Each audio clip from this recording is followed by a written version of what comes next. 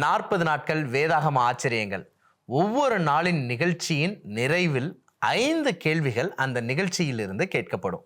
நீங்க சரியான பதிலை கண்டுபிடித்து எங்களுடைய வாட்ஸ்அப் எண்ணுக்கு அனுப்பி வைங்க. இந்த 40 நாளும் 40 எபிசோடையும் பார்த்து சரியான பதிலை எங்களுக்கு அனுப்பி வைக்கக்கூடிய நபருக்கு சிறந்த பரிசை உங்களுக்கு அனுப்பி வைக்க குழுவாக திட்டமிட்டு இருக்கிறோம். ஆமேன். 40 நாட்கள் சிலுவையின் ஆச்சரியங்கள் இன்னும் இந்த நிகழ்ச்சியை பார்த்து கொண்டிருக்கும் நேயர்களுக்கு இயேசு கிறிஸ்துவின் நாமத்தினாலே வாழ்த்துக்கள். இன்றைய நாளில் நம்மோட சிறப்பு விருந்தினராக இணைந்திருக்கிறாங்க சகோதரர் பீட்டர் மாதவன் அவர்கள். வாங்க நாம் அவரை வரவேற்று நிகழ்ச்சிக்குள்ளாக செல்வோம். மாதவன், இந்த நாளில் நீங்கள் எப்படி இருக்கிறீங்க மாதவன்? கர்த்தருடைய கிருபையினால சுகமாகவும் நலமாகவும் இருக்கிறேன் பிரதர். ரொம்ப சந்தோஷம். நம்ம ஒவ்வொரு நாளுமே வேதாகமத்துல இருந்து, அதுவும் குறிப்பாக 40 நாட்கள் சிலுவையின் ஆச்சரியங்கள் அப்படின்ற தலைப்பின் கீழாக நிறைய பாடங்களை படிச்சுட்டு வரோம். இன்னைக்கு நம்ம என்ன தலைப்பின் கீழாக நம்ம படிக்க போறோம்? 40 நாட்கள் சிலுவையின் ஆச்சரியங்கள் என்று அநேக காரியங்களை பார்த்துட்டு வரோம். ஆமா. இன்றைக்கு ரொம்ப ஸ்பெஷலா சிலுவைக்கு முன் இயேசு ஜெபிக்காத ஜெபம் என்ற தலைப்பின் கீழாக பார்க்க போறோம். டைட்டிலே ரொம்ப கொஞ்சம் டிஃப்ரெண்டா இருக்குது. எப்பயுமே நம்ம படிக்கிற பாடங்களை காணும்போது இயேசு ஜெபிக்காத ஜெபம் அப்படின்ட்டு இது எங்க காணப்படுது, எங்க குறிப்பிடப்பட்டிருக்குது மாதவன்? இயேசு ஜெபிக்காத ஒரு ஜெபம் இருக்குது. அத நான் ஜெபிக்கல, நான் கேட்டுக்கல, நான் வேண்டலன்னு சொல்லி குறிப்பிட்டிருக்காங்க. இது மத்தேயு சுவிசேஷ புத்தகத்துல பதிவு செய்யப்பட்டிருக்கு. முதல்ல அந்த வசனத்தை வாசிப்போம், பிற்பாடு அதுல இருந்து நம்ம தியானிக்கலாம். சரி, வாசிக்கட்டுமா? நிச்சயமா. மத்தேயு 26ஆம் அதிகாரம் 53ஆம் வாக்கியம். நான் இப்பொழுது என் பிதாவை வேண்டிக் கொண்டால் அவர் 12 லேகியோனுக்கு அதிகமான தூதரை என்னிடத்தில் அனுப்ப மாட்டார் என்று நினைக்கிறாயா? இந்த வசனத்தை நம்ம பார்க்கும்போது, நான் பிதாவினிடத்தில் வேண்டிக் கொண்டால் 12 லேகியோனுக்கு அதிகமான தூதர்களை பிதா எனக்கு அனுப்பி வைப்பாரு. ஆனா நான் என்ன பண்ணல, கேட்கல அப்படின்னு சொல்லி இயேசு நான் இதை குறித்து ஜெபிக்கவில்லை என்று சொல்வதை பார்க்க முடியுது. இதுதான் இயேசு ஜெபிக்காத ஜெபம் என்று நான் குறிப்பிட்ட ஜெபமாக இருக்குது. ரொம்ப தெளிவா சொன்னீங்க மதன். இயேசு ஜெபிக்காத ஜெபத்தை பத்தி வசனத்தோடு சொன்னீங்க. மதன், இந்த வசனத்தின் பின்னணியை பத்தி கொஞ்சம் சொல்லுங்களேன். ரொம்ப அழகான ஒரு கேள்வி கேட்டீங்க.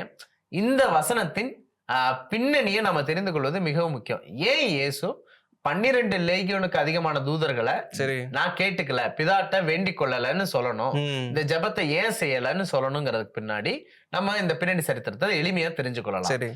இயேசுவானவரை கைது செய்வதற்கு ஒரு பெரும் கூட்டம் ஒண்ணு வருது. வரும்போது பேதுரு என்ன பண்றாரு அப்படின்னா, சற்றே முற்கோபி மாதிரி தன்னிடத்தில் உள்ள பட்டயத்தை எடுத்து பிரதான ஆசாரியனுடைய வேலைக்காரனுடைய காதை என்ன பண்ணிடுறாரு, வெட்டிடுறாரு. வெட்டின உடனே கைது செய்ய வரவங்கள பட்டயத்தை வச்சு யார் தடுக்கிறா அப்படின்னா பேதுரு தடுக்கிறாரு. ஆனா அந்த நேரத்துல இயேசு பட்டயத்தை எடுத்து உரையிலே போடு அப்படின்னு சொல்றாரு. நான் பிரேயர் பண்ணா, நான் ஜெபம் பண்ணா, நான் பிதாட்ட வேண்டிக் கொண்டால் 12 லேகியோனுக்கு அதிகமான தூதர்களை அனுப்புவாரு. அப்படி அனுப்புனாருன்னா இவங்க எல்லாரையுமே ஈஸியா என்ன பண்ணிடலாம், டிஃபீட் பண்ணிடலாம், வீழ்த்தி விடலாம், ஜெயித்து விடலாம். ஆனா நான் என்ன பண்ணல, வேண்டல அப்படின்னு சொல்லிட்டு சொல்வதை பார்க்க முடியுது. இதை தொடர்ந்து ஒரு வாக்கியமும் இருக்குது, அதை நான் வாசிக்கின்றேன், தெளிவுபட்டுரும். வாசிக்கட்டுமா? கண்டிப்பா. மத்தேயு 26ஆம் அதிகாரம் 53, 54ஆம் வாக்கியங்களை வாசிக்கின்றேன். நான் இப்பொழுது என் பிதாவை வேண்டிக் கொண்டால் அவர் 12 லேகியோனுக்கு அதிகமான தூதரை என்னிடத்தில் அனுப்ப மாட்டார் என்று நினைக்கிறாயா? அப்படி செய்வேனானால் இவ்விதமாய் சம்பவிக்க வேண்டும் என்கிற வேத வாக்கியம் எப்படி நிறைவேறும் என்றார். இந்த வசனத்துல இருந்து நம்மை ரட்சிப்பதற்கான திட்டம் நிறைவேறுவதற்காக நான் வேண்டிக்கல அப்படின்னு அவர் சொல்வதை பார்க்க முடிகிறது. சரி, அந்த வசனத்தின் பின்னணிய அருமையா எடுத்து சொன்னீங்க. இப்போ ஒரு நேயர்கள் சார்பாக எனக்கு ஒரு சின்ன கேள்வி இருக்குது. லேகியோன் அப்படின்றால் என்ன? 12 லேகியோன் அப்படின்னு சொல்லப்படுதுல்ல, இதுக்கான விளக்கம் கொஞ்சம் சொன்னீங்கன்னா நேயர்களுக்கு அது ரொம்பவே உதவியா இருக்கும். லேகியோன் என்ற வார்த்தை மிகவும் முக்கியமான வார்த்தை, கவனத்தை ஈர்க்கக்கூடிய ஒரு வார்த்தை. லேகியோன் என்றால் 6000 ரோம படை வீரர்களை குறிக்கக்கூடிய ஒரு சொல் அப்படிங்கிறத நம்ம பார்க்கலாம். ஒரு 6000 ரோம படை வீரர்கள் சேர்ந்தவங்களை எத்தனை லேகியோன் சொன்னாங்க? ஒரு லேகியோன் சொல்லுவாங்க. இதுவே 2 6000 இருந்தாங்கன்னா 2 லேகியோன் குரூப்ஸ் இருக்குது அப்படின்னு சொல்லுவாங்க.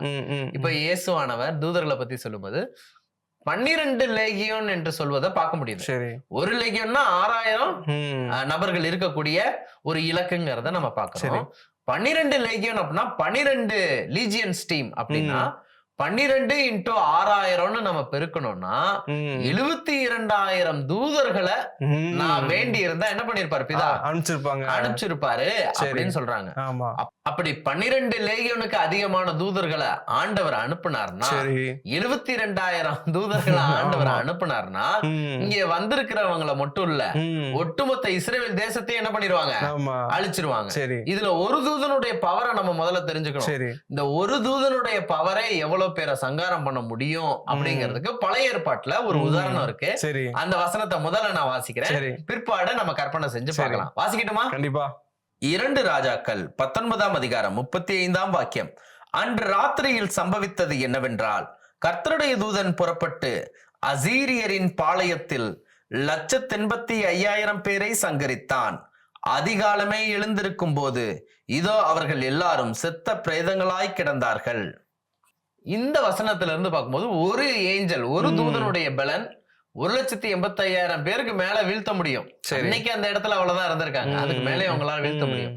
ஒரு தூதனுடைய கெப்பாசிட்டி எப்படின்னா, 72,000 தூதர்கள் சேர்ந்தாங்கன்னா ரோம சாம்ராஜ்யத்தில் உள்ள எல்லா படை வீரர்களையும் வீழ்த்த முடியும். ரோமன் எம்பையரே என்ன பண்ணிருப்பாங்க? கவிழ்த்து போட்டிருப்பாங்க. இவர்களை இயேசுவை எதிர்த்த யூத தலைவர்களையோ இல்ல யார் யாரெல்லாம் எதிரிகளாக செயல்பட்டார்களோ எல்லாரையுமே என்ன பண்ணி இருந்திருக்கலாம், வீழ்த்திருக்கலாங்கிறத இதுல கணக்கிட்டு பார்க்கும்போது நம்மளால தெரிந்து கொள்ள முடிகிறது. சரி மதன், இப்போ இதுல ஒரு இன்னொரு கேள்வியும் எழும்புது. எதற்காக இயேசு கிறிஸ்து இந்த ஜெபத்தை ஏறெடுக்கல? இதுக்கான பதிலையும் இதுல இருந்து நமக்கு என்ன ஒரு ஆவிக்குரிய அர்த்தமும் பாடமும் இருக்கிறதுன்றதையும் கொஞ்சம் சொல்லுங்களேன். ரொம்ப முக்கியமான ஒரு கேள்வி கேட்டீங்க. இந்த ஜெபம் இயேசு செய்திருந்தா தன்னை பாதுகாப்பதற்காக பிதாவினிடத்தில் வேண்டிக் கொண்டிருந்திருக்க வேண்டும். சரி, தன்னை பாதுகாக்கிறதுக்கு தானே ஏஞ்சல்ஸ் தேவை. ஆனா இயேசு நம்மை பாவத்திலிருந்து பாதுகாப்பதற்காக தன்னை பாதுகாக்கப்படாதபடிக்கு தன்னை அடிக்கப்படுவதற்கும் நொறுக்கப்படுவதற்கும் துன்பப்படுவதற்கும் உபத்திரவப்படுவதற்கும் ஒப்பு கொடுத்தார். சரி, நம்மள சேவ் பண்றதுக்காக, நம்மள பாதுகாக்கிறதுக்காக அவர் பாதுகாப்ப என்ன பண்ணாரு? சரி, இழந்தாரு. நாம ரட்சிக்கப்படுவதற்காக அவர் அடிக்கப்படுவதற்கு, அவர் இழக்கப்படுவதற்கு ஒப்பு கொடுத்தார். சரி, எளிமையா சொல்லணும்னா, to save us he lost himself. நம்மை மீட்பதற்காக அவர் தன்னையே இழந்தாரு. நம்மை பாதுகாப்பதற்காக அவர் தன்னையே இழந்தாரு. அதனால தன்னுடைய பாதுகாப்பை பத்தி அவர் என்ன பண்ணல? சரி, யோசிக்கல. அவர் தன்னுடைய பாதுகாப்பை பத்தி யோசிச்சிருந்தாருன்னா நம்மளை இழக்க வேண்டியதா இருந்தா, ஆனா நம்மை பாதுகாப்பதற்காக அவர் தன்னையே இழந்தார். இதுதாங்க அன்பு. நாம பிறருடைய நலனுக்காக, பிறரை பாதுகாப்பதற்காக இயேசுவை போல பல நேரங்கள தன்னையே இழக்கக்கூடிய நபர்களா, தியாகம் செய்யக்கூடிய நபர்களாகவும் என்ன பண்ணலாம்? இருக்கலாம். அப்படிப்பட்ட ஒரு நபரை தான் நம்ம வழிபடுறோம், தொழுது கொள்றோங்கிறத புரிஞ்சுக்கலாம். இப்படியாக இயேசு தன்னை பாதுகாப்பதற்கான ஒரு ஜெபத்தை என்ன பண்ணல? செய்யல அப்படிங்கறத நம்ம புரிஞ்சுக்கிறோம். ஆமென் சகோதரரே, ரொம்ப ஒரு அழகான ஒரு ஆவிக்குரிய பாடம். ஆண்டவராகிய இயேசு கிறிஸ்து நினைத்திருந்தால் இந்த ஜெபத்தை ஏறெடுத்து தன்னை பாதுகாத்திருக்கலாம். ஆனால் தன்னை இழந்து, தன்னை இந்த பாவத்திலிருந்து, இந்த பாவ உலகத்தை மீட்பதற்கு தன்னையே தியாகம் செய்து நம்மை மீட்டார் என்பதற்கான ஒரு அழகான ஒரு சத்தியத்தை சொல்லிக் கொடுத்தீங்க. இது ஒவ்வொரு நேயர்களுக்கும் பிரயோஜனமா இருக்கும்ட்டு நான் கர்த்தருக்குள் நம்புகிறேன். மீண்டும் ஒரு நிகழ்ச்சியில் சந்திப்போம். தேவன் உங்களோட கூட இருப்பாராக. ஆமென் நண்பரே. பிரியமான நேயர்களே, இந்த நிகழ்ச்சி உங்களுக்கு ரொம்பவே பிரயோஜனமா இருக்கும்ட்டு நான் கர்த்தருக்குள் விசுவாசிக்கிறேன். தொடர்ந்து எங்களோட இணைந்திருங்க. மீண்டும் ஒரு நிகழ்ச்சியில் நாங்கள் உங்களை சந்திக்கிறோம். அதுவரைக்கும் தேவன் உங்களையும் உங்கள் குடும்பத்தையும் ஆசீர்வதிப்பாராக. ஆமென்.